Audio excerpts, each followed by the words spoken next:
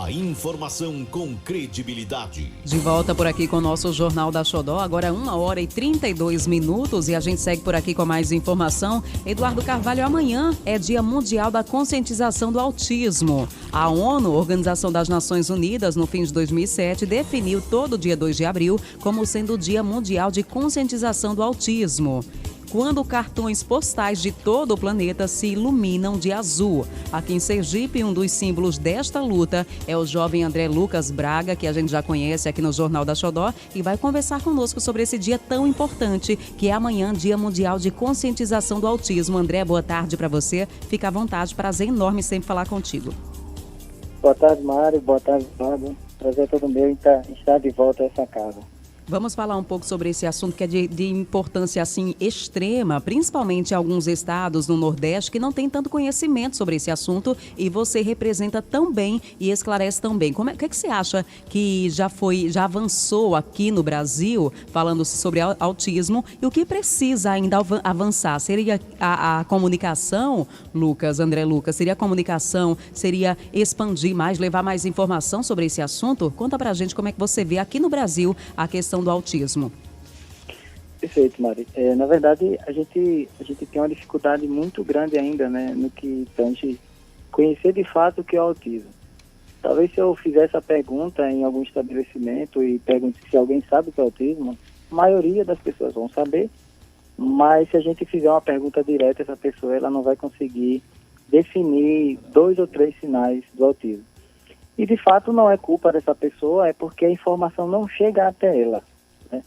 Então, tem que se levantar pessoas, e na maioria das vezes são pais, mães ou alguns profissionais, para estar levantando essa bandeira, para estar levando conhecimento, para alcançar várias vertentes, Mário. A gente busca alcançar o governo, a gente busca alcançar as escolas, a gente busca alcançar as famílias, busca alcançar a sociedade como um todo, para que ela entenda que o autismo não é uma doença, o autismo não é contagioso, como eu ouvi minha colega Priscila falando em uma entrevista ontem.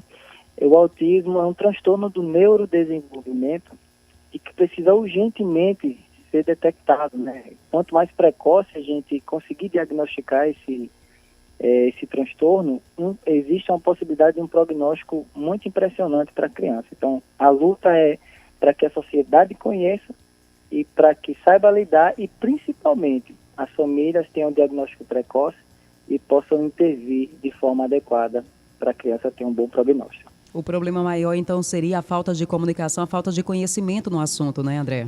Muito, muito. Quando eu descobri o autismo do meu filho em 2019, eu tive dias de terror na minha vida. Tanto eu e minha esposa, a gente fala muito sobre o luto do filho idealizado, porque é difícil você não ter um filho e não planejar situações, não planejar futuro, não planejar programas com a criança. E quando você tem um diagnóstico desse, que você principalmente não tem um conhecimento de causa, você pensa milhares de situações e as piores, né? Então, eu sofri muito, achando que meu filho seria um inválido, que meu filho não teria uma progressão, porque eu conheci o autismo. A partir do momento que eu me engajei, que eu aceitei a realidade do meu filho, eu consegui entender que ele pode sim aprender, ter um manejo diferente, ter uma forma diferente, mas é possível sim uma criança com autismo aprender todas as outras coisas que a criança ela tem. Mas para isso, a gente precisa levar o conhecimento às famílias. Ô André, depois que você teve o seu filho, que descobriu que ele tinha um autismo, a gente sabe que você foi buscar mesmo a fundo para entender mais o que é e também quais são os direitos do autista. Você pode passar para a gente essa informação, porque muita gente às vezes ainda não sabe os direitos que o autista tem, que a criança autista tem. Você pode passar alguns desses direitos para a gente, por favor? Perfeito, perfeito. Muito, muito boa pergunta, Mari. A gente correu atrás, né, para saber de fato o que é, e uma dica que eu dou aos pais, que bom ou ruim a gente tem que se amparar em todo conhecimento, seja ele jurídico, seja ele comportamental. É a única alternativa para ter uma melhor qualidade de vida, conhecer de fato o que envolve tudo em relação ao autismo. Mas o que tange de lei, a gente tem uma lei que se chama Lei Berenice Piana, que ela foi escrita em 2012. E legalmente ela entrega todos os direitos. Na verdade, assim, a lei berenistiana, ela entende, para todo o efeito legal, que uma criança com transtorno do espectro do autismo é uma criança portadora de deficiência. Então, toda a lei que dá direito a uma pessoa portadora de deficiência, ela é entregue também a criança com autismo, ou um adulto, ou um adolescente, que seja. Então, vaga preferencial, estacionamento, fila preferencial, auxílio BPC, a pessoa se enquadrando também na questão financeira, né, da renda per capita. Então, a criança ela não é aposentadoria, né, vale salientar, muita gente confunde com a aposentadoria, mas é o BPC, que é o benefício de prestação continuada, é um salário mínimo, não tem 13º, mas é uma ajuda assim, impressionante para as famílias, principalmente as famílias de baixa renda, para poder seguir com o tratamento.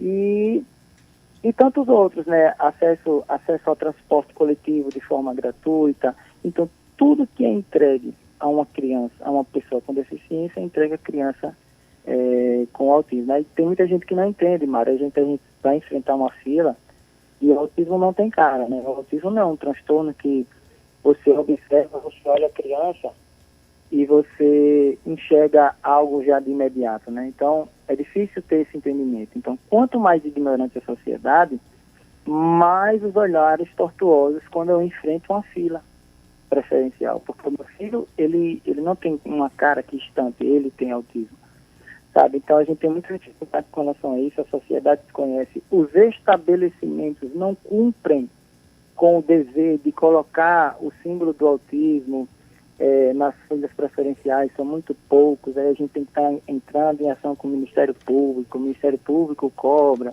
Então é bem complicado, assim, porque a gente ainda é minoria, não somos vistos ainda, e a gente precisa lutar muito para que os direitos sejam conquistados.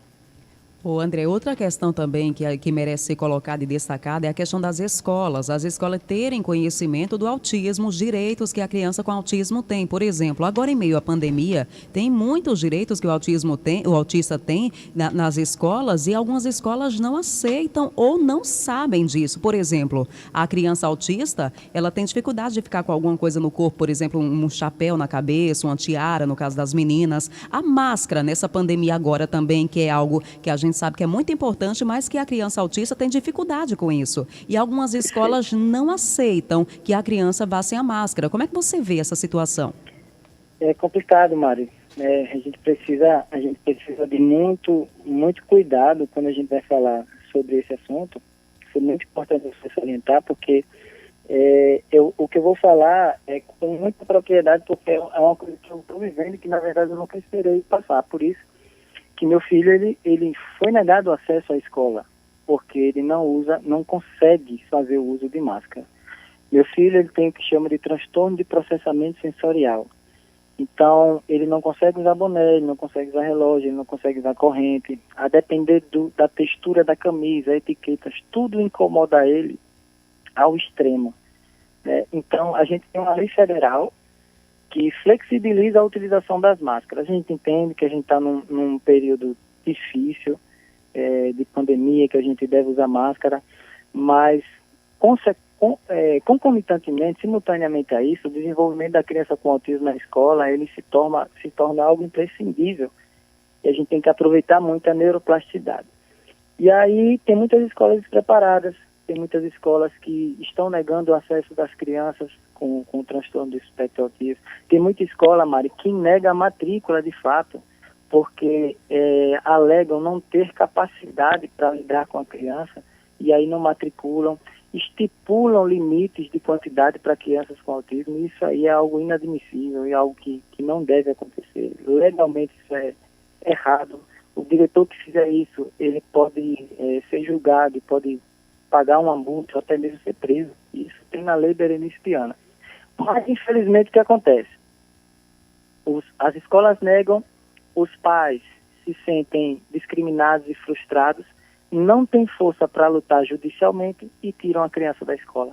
E fica por isso mesmo, né? Infelizmente, fica por isso mesmo, por muita falta de conhecimento.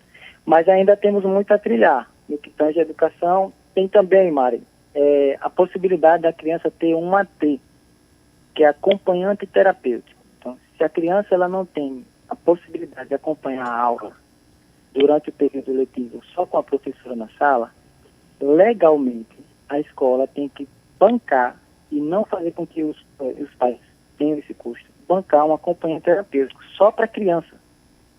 E aí a escola também não faz.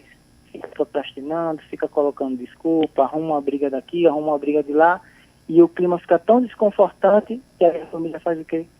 Tira a criança da escola. Ô André, Então, nesse a gente caso, vive muito essa rotina. nesse caso que você está falando, é na escola pública ou particular que tem obrigação de fornecer esse profissional para o autista? Todas as duas escolas. Tanto A escola pública também. Quanto o setor privado. E, pasme, né, a gente olha assim para o setor privado, a gente acha que o setor privado é algo que vai conseguir melhor, mas alguns relatos de pais e mães é que consegue-se mais fácil no setor público do que mesmo no setor privado, esse acompanhamento terapêutico. Agora, André, a gente sabe que você foi mesmo se especializar no assunto, foi entender melhor o assunto, você se aprofundou muito no autismo desde que teve o seu filho, que descobriu que seu filho tem autismo. Agora, me diz uma coisa, aqui no estado de Sergipe ou na região metropolitana mesmo, vocês têm algum grupo de apoio a famílias com alguma criança com autismo, por exemplo, porque tem muitas famílias que não entendem muito, às vezes tem dificuldade até para aceitar ou para entender o autismo do filho. Vocês têm algum grupo que se reúna para mostrar, ó, a gente tem direito a isso, vocês podem correr atrás em tal lugar, vamos assim. Tem algo assim ou não, André? O que a gente tem feito, Mari, nesse período de pandemia, né? A gente criou uma rede social, né, no Instagram, e através dele é que a gente consegue entrar nas casas, a gente consegue acolher os pais, e aí a gente tem grupos de WhatsApp também, que a gente consegue ouvir e ser ouvido, para passar informação, compartilhar informação, levar informação sobre diagnóstico, sobre sinais, de como é lidar com a criança que tem um transtorno de espectro autismo, fazer o acolhimento de pais que não estão no processo de aceitação, que estão achando difícil, às vezes que tem aquele olhar no atraso, mas finge um pouco que não vê. Então, devido à pandemia, né, por essa falta de contato, a gente tem feito isso muito através da rede social, através do celular, através de ligações, através do WhatsApp, e tem surtido um bom efeito, né? E como você bem falou, eu tenho me engajado muito, eu tenho buscado conhecer, não só para ajudar meu filho, mas para ajudar tantos outros. Hoje eu tenho esse Instagram, né, e faço parte também de uma associação nacional que se chama Reunida, que é a rede de apoio para os direitos autistas, e faço parte do Conselho Estadual.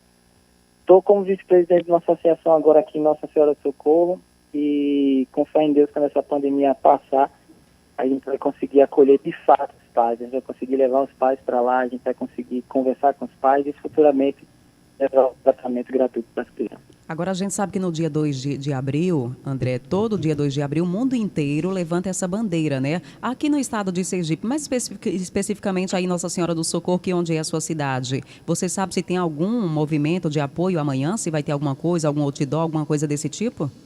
Então, na verdade, infelizmente, é tudo muito fraco, né?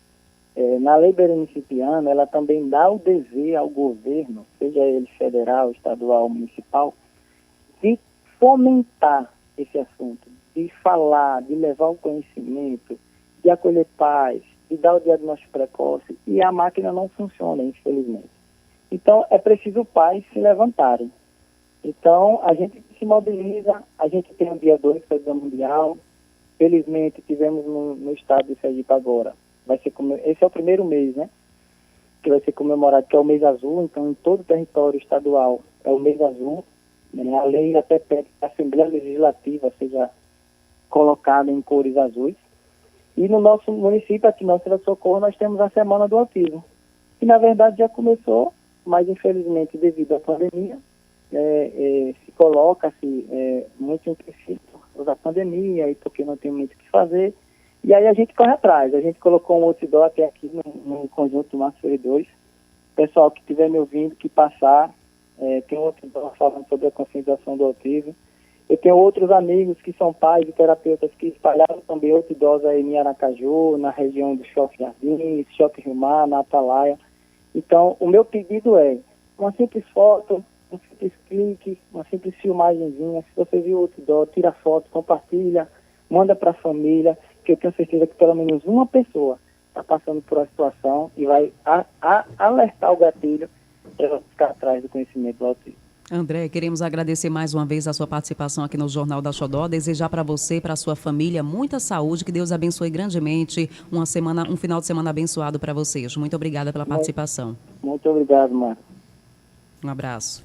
Agora, 1h47 aqui no Jornal da Xodó, Eduardo Carvalho, é um assunto muito importante. Falar de autismo é sempre muito importante para a gente conhecer um pouco mais, porque são muitas dúvidas ainda. E como o André mesmo colocou, a criança com autismo não tem características de que seja diferente, tem algum tipo de prioridade. Numa fila, por exemplo, de um supermercado, o pai está com a criança de, 5 anos ali do lado, e às vezes o pessoal reclama e olha torto, assim, mas como assim numa fila preferencial, não é bebê de colo? Mas aí tem que se informar se a criança não tem algum tipo de autismo. Porque é prioritário, sim, é prioridade o atendimento da criança. Informações, né, muitas informações. Precisa ser muito bem debatido, né? Até nós da imprensa, às vezes, pecamos muito em não conhecer tão bem para passar essas informações, mas é importante que todos nós, a gente vai estudar, vai entender bem para a gente passar essa informação para as pessoas. É como o André mesmo colocou, a maior dificuldade neste momento, principalmente aqui no Brasil, é a falta de conhecimento.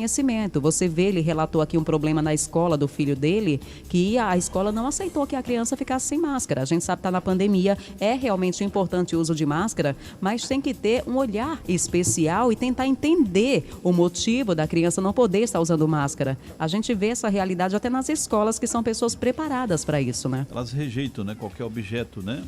A criança tem dificuldade, isso. Aí os profissionais de educação, até os profissionais de educação que são tão profissionais, que são tão esclarecidos, muitas vezes não entendem muito do assunto autismo e tem esse problema, essa questão que infelizmente não deveria, que infelizmente mesmo ainda existe, mas não deveria haver, não deveria existir. Se tivesse conhecimento, talvez fosse melhor, talvez não, certeza seria muito melhor para entender o que é o autismo. Por isso é tão importante sempre a participação do André Lucas, que ele contou pra gente a história dele aqui, inclusive no quadro Histórias que Inspiram. Ele esteve aqui conosco uma vez, contou como foi a história dele. Antes de descobrir o autismo do filho, eles não tinham noção nenhuma sobre os direitos, deveres, como deve ser cuidado a criança com autismo, e ele foi a fundo, foi buscar, foi entender, e hoje realmente é um dos nomes mais falados quando se trata de autismo, que entende mesmo do assunto, é o André, e a gente agradece demais sempre a participação dele por aqui para esclarecer e tornar mais conhecido o autismo